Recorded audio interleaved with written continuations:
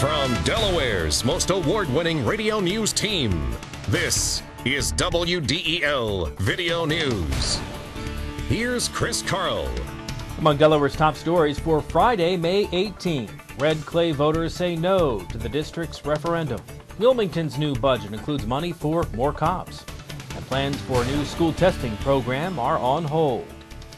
Here are the details. Red Clay School District officials are going back to the drawing board after yesterday's defeat of a $17 million referendum. WDEL's Ken Grant with details. More than 11,000 votes were cast in the Red Clay School District, and more than 6,200, or 56%, voted against the referendum. Superintendent Bob Andrzejewski says the district will now have to leave several vacant positions unfilled. I mean, as you know, any company that needs to save money, the staff is the first way to do it. 85% of our budget is personnel costs, and what we're going to do, we won't necessarily lay additional teachers off. What we'll do is put a hiring freeze on. We have a lot of vacancies that we won't fill. So between reductions in personnel, we're going to cut back on our transportation costs, our after-school buses. Students will, our after-school activities will be cut back or eliminated in some cases because we're going to have to save on fuel.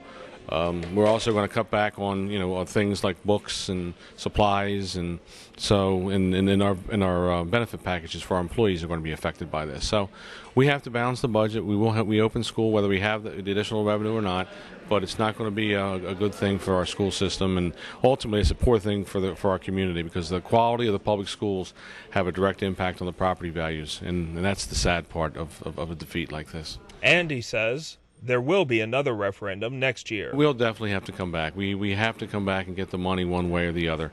Ken Grant, 1150 AM, WDEL. The city of Wilmington has a new budget for the next fiscal year. WDEL's Curtis Gray tells us the spending plan contains dozens of new jobs. If you recall the original plan from Mayor Baker back in March, council was asked to approve 54 positions. That has been cut back to 42 in the $127 million budget. Another change called for 28 new cops, which Police Chief Mike Serba says was scaled back to 18. Though it's not up to the level that we originally proposed, I think it's a good compromise in considering the overall budget, and we have to do our part fiscally here. But for the citizens of Wilmington, we'll still be picking up 18 additional officers. Hopefully we'll have them out in 08. At large, Councilman Bud Frill was among those concerned about the 10% growth in the budget.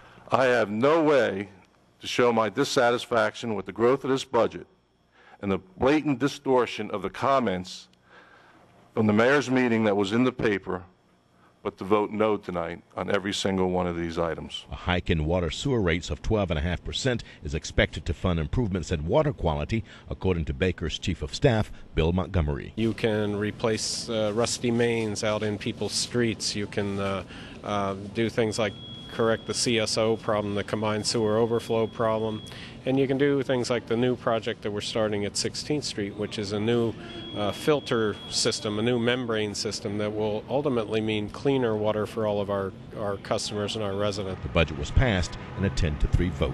I'm Curtis Gray, 1150 AM, WDEL. Of $2.7 million. Education officials put the brakes on a new program that would replace the Delaware student testing program. State Education Secretary Valerie Woodruff says she's disappointed, but there's not enough money to implement the new program right now. Companies who have already submitted bids were notified of the delay. The company holding the current contract is expected to be extended for testing through 2010. Well, state lawmakers opened their wallets for Delaware veterans. WDEL News continues in a moment. You could spend your money at the gas pump, or you could spend it on those sexy pumps at your favorite store. Let DART do the driving. Travel smart. Choose DART. When State House members return to Legislative Hall after their Memorial Day break, they're likely to see a bill opening most of their meetings to the public. Plus, lawmakers back up their support for the state's new veterans home with their checkbooks. WDEL legislative correspondent Carl Konevsky has those stories from Dover. Representative Bob Valahura and House Minority Leader Bob Gilligan have been working to combine two pieces of legislation to create a compromise open government bill.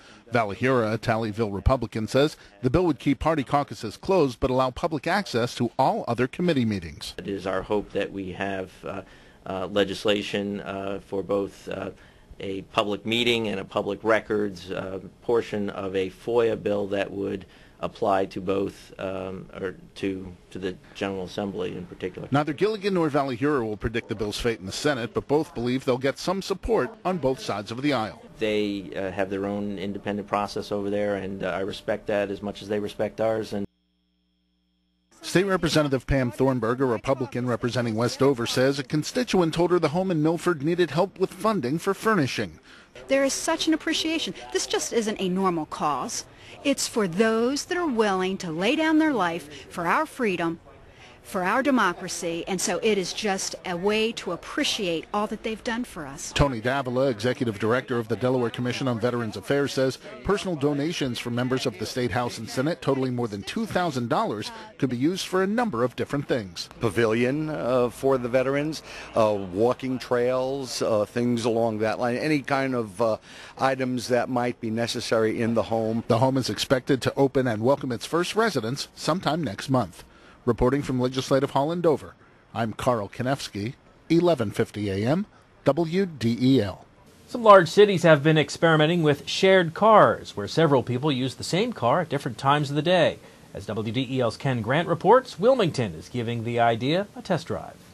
Employees from 4 of Wilmington's departments will share 2 hybrid vehicles as part of a trial run with Philly Car Share, a nonprofit organization that's been coordinating a shared car concept in Philadelphia for the past 5 years. And I think it could in the long run, and we hope to, which is to save us purchasing more vehicles for our fleet. And then if we can expand it to the citizenry, as more people live in the downtown area, David and I were talking about that, it certainly could use could be used for helping to reduce the need for parking for a lot of people in the downtown area who live down here.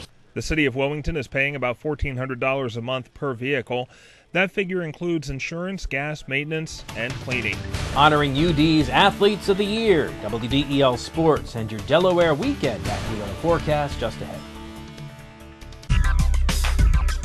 Looking to gain an edge in the technology or design field?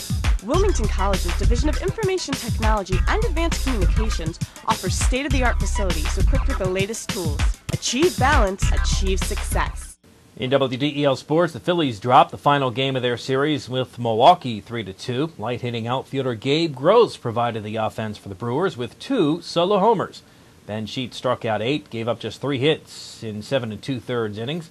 Pat Burrell homered for the Phillies and doubled in the ninth that just missed being a game-tying home run. The Phils open a weekend interleague series with Toronto tonight. John Lieber goes for the Phils. You can hear the action on WDEL starting at 6:30. The Blue Rocks roller coaster offense was on the way down last night. WDEL's Sean Green has the highlights. Hijinks during the food race as Wilmington opened their homestand against Myrtle Beach. Myrtle Beach's Jamie Farr was working last night. Here he gets Kyle Tebow swinging, then Valentino Arce looks at the curveball. And finally, Brian McFall goes down swinging. Farr would strike out 12 in a complete game shutout. Wilmington's Daniel Cortez also impressive. He would make this stop of a line drive and get the out from Jerry Barasategui. We were scoreless after 6. Top of the 7th, though, it unraveled for the Rocks. 2 on, 1 out. Jesse Camarina, the suicide squeeze, scoring Elvis Andres. And the Pelicans have the 1-0 lead. Next batter, J.D. Roberts singles to right field. That score, Roberto Alvarez. And the Pelicans will lead 2-0. 2 batters later were loaded for Quentin Davis, who will hit this little bloop right in the left field, scoring Roberts and Barasategui. The Pelicans up 4-0. They'd win by that 4-0 score. Reporting from Wilmington, I'm Sean Green, 1150 AM, WDEL Sports. The 2 seniors who have received national recognition have been named the Outstanding Female and Male Athletes of the Year at the University of Delaware. Tyresa Smith, a senior guard who was drafted by the Phoenix Mercury of the WNBA, was named Senior Female Athlete of the Year. Alex Smith of the men's lacrosse team was honored as the Senior Male Athlete of the Year. He's a 2-time All-American and is the all-time face-off leader in NCAA history. He and his Blue Hen lacrosse teammates will take on UMBC Sunday in the quarterfinals of the NCAA lacrosse tournament in Annapolis. Your WDEL Delaware AccuWeather forecast, cloudy and cool with occasional rain through tonight. Today's high 59, down to 47 tonight. Tomorrow, mostly cloudy, a couple of showers, high 66. Sunday, clouds, maybe a shower, with a high reaching 72. I'm Chris Carl. Have a great weekend. Thanks for watching.